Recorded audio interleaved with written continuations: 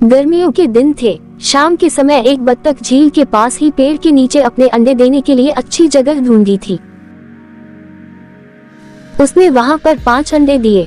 उसने देखा कि उसके 5 अंडों में से एक अंडा सबसे बहुत अलग था, जिसे देखकर वह परेशान रहने लगी। उसने अंडों से बच्चों के बाहर आने तक का इंतजार किया। फिर एक सुबह उसके 4 अंडों में से उसके 4 नन्हे बच्चे बाहर आ गए। वो सभी बहुत सुंदर और प्यारे थे, लेकिन उसके 5वें अंडे से अभी तक बच्चा बाहर नहीं आया था।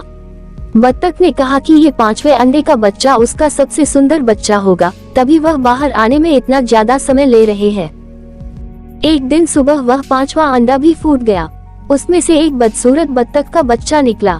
बत्तख का ये बच्चे अपने बाकी के चारों भाई बहनों से बहुत बड़ा और बदसूरत था। ये देखकर बत्तख की माँ बहुत उदास हो गई। उसे उम्मीद थी कि शायद कुछ दिनों बाद वह बदसूरत बत्तख भी अपने भाई बहनों की तरह सुंदर हो जाएगा। कई दिन बीत जाने के बाद भी वह बत्तख का बच्चा बदसूरत ही रहा। बदसूरत होने की वजह से उसके सारे भाई बहन उसका मजाक भी उड़ाते थे और कोई भी उसके साथ नहीं खेलता था। वह बदसूरत बत्तख का बच्चा बहुत उदास रहने लगा। एक दिन झील में अपनी परछाई देखते हुए वह बदसूरत बत्तख का बच्चा सोचने लगा कि अगर उसने अपने परिवार को छोड़ दिया तो वे सारे बहुत खुश हो जाएंगे। वह किसी दूसरे जंगल में चला जाएगा। यही सोचकर वह किसी घने जंगल में चला गया। जल्द ही सर्दियों के दिन आ गए।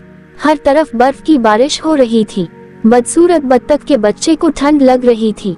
उसके पास खाने पीने के लिए भी कुछ नहीं था। वहां से वह एक बत्तख के परिवार के पास गया। उन्होंने उसे मारकर भगा दिया। फिर वो एक मुर्गी के घर गया। मुर्गी ने भी उसे चोंच मारकर भगा दिया। उसी रास्ते में उसे एक कुत्ते ने देखा, लेकिन कुत्ता भी उसे छोड़कर चला गया।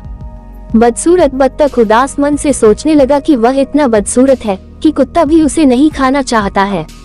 उदास होकर वह बदसूरत बत्तख का बच्चा फिर से जंगल जाने लगा। रास्ते में उसे एक किसान दिखाई दिया। वह किसान उस बदसूरत बत्तख को अपने घर ले गया। वहाँ पर उसे एक बिल्ली परेशान करने लगी, तो वह वहाँ से भी भाग गया और फिर से एक जंगल में रहने लगा। कुछ ही दिनों में बसंत का मौसम आ गया। अब वह बदसूरत बत्तख भी काफी बड़ा हो गया था। एक दिन वह एक नदी के किनारे टहल रहा था। वहाँ पर उसने एक सुंदर राजहंसी को देखा, जिससे उसे प्यार हो गया। लेकिन फिर उसे लगा कि वह एक बदसूरत बत्तख है, इसलिए उसे वह राजहंसी कभी नहीं मिलेगी। शर्म से उसने अपना सिर झुका लिया। तभी उसने नदी के पानी में अपनी परछाई देखी और वह हैरान हो गया। उसने देखा अब वह बहुत बड़ा हो गया है और एक सुंदर राजहंस में बदल गया है। उसे यह एहसास हो गया कि वह एक हंस है। तभी वह अपने बाकी के बत्तख भाई बहनों से काफी अलग था। जल्द ही वह बदसूरत बत्तख से राजहंस बनने के बाद उस हंस ने हंसनी से शादी कर ली और दोनों खुशी खुशी रहने लगे। कहानी से सीख, सही समय आने पर हर कोई अपनी सही पहचान कर सकता है। तभी वह अपने गुणों को पहचान कर अपने दुखों को दूर कर सकता है।